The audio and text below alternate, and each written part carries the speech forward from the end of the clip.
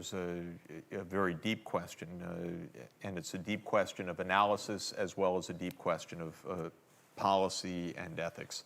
So the question of analysis is the following. Why is it that the share of the top 1% of the population in the United States in household income rose from 10% of the total, which is high enough, by the way, to more than 20%, comparing 1980 and 2010?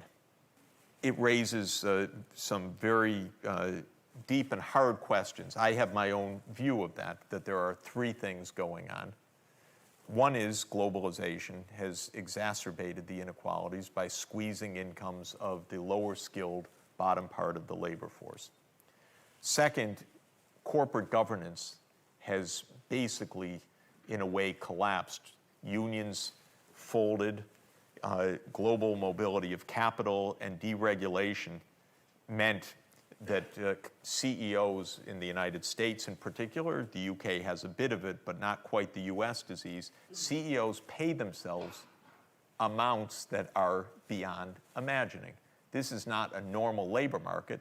It's no labor market. The CEO appoints the compensation committee. The compensation committee thanks the CEO for the appointment.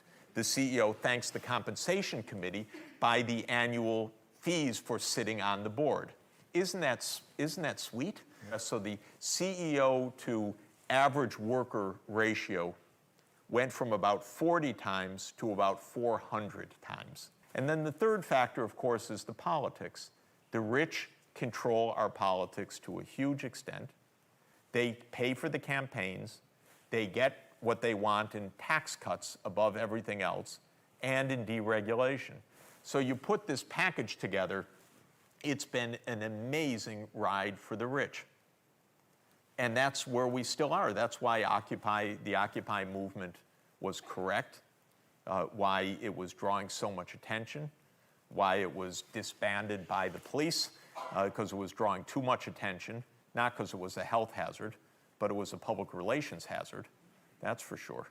And why we have not finished this story yet.